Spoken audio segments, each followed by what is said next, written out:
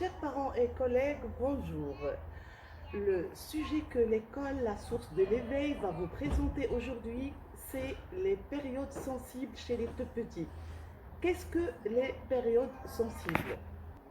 La définition des périodes sensibles, c'est quand l'intelligence plastique est en forte croissance, c'est-à-dire quand les fenêtres plastiques sont ouvertes. Maintenant, on va voir quand commencent les périodes plastiques chez les tout petits ou bien les périodes sensibles chez les tout petits. Les périodes plastiques commencent entre l'âge de 2 ans, 3 ans jusqu'à l'âge de 6 ans.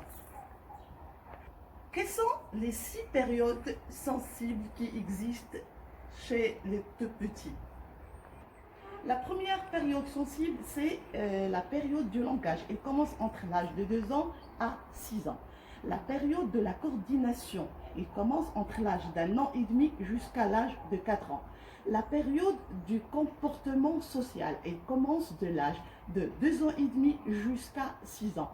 La période de raffinement des sens, elle commence de l'âge de 2 ans à 6 ans. La période des petits objets, elle commence de l'âge de 2 à 3 ans. Et la dernière période, c'est l'ordre. Il commence de l'âge de 0 à 6 ans. Maintenant, que se passe-t-il dans ces périodes sensibles? Tout d'abord, tous les enfants passent par ces périodes sensibles.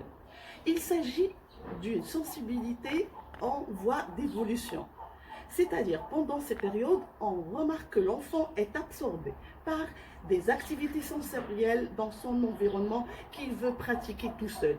Et aussi est attiré, il a une sensibilité envers des objets dans son environnement qu'il veut manipuler et expérimenter. Et bien sûr, il faut le laisser faire seul. C'est une période d'acquisition et de construction naturelle. Maintenant, est-ce que ces périodes se limitent? Bien sûr, ces périodes se limitent à l'acquisition d'un comportement développé. Une fois développé, la sensibilité cesse. On peut remarquer pendant ces périodes les besoins de l'enfant, à travers l'observation, le besoin de l'enfant, que c'est le moment, le bon moment d'apprentissage, d'acquisition et du développement. Alors, ces périodes, ils sont très importantes ces périodes sensibles sont très importantes pour le développement de l'enfant. Pourquoi? Pendant ces périodes, l'enfant, il construit la base sur laquelle elle va s'appuyer quand il va passer au CP ou bien au primaire entier.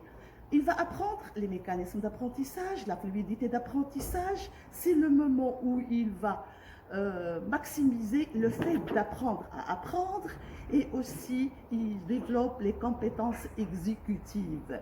Maintenant, quelles sont les recommandations faites par les neuroscientifiques par rapport aux écoles, aux crèches?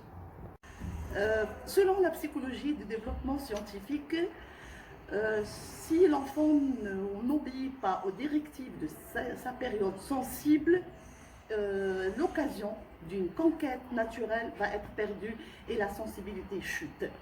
Aussi, il faut offrir à l'enfant un environnement physiologique adéquat, riche, où il y a des moyens qui répondent à ses besoins pour que la durée de la plasticité cérébrale se prolonge.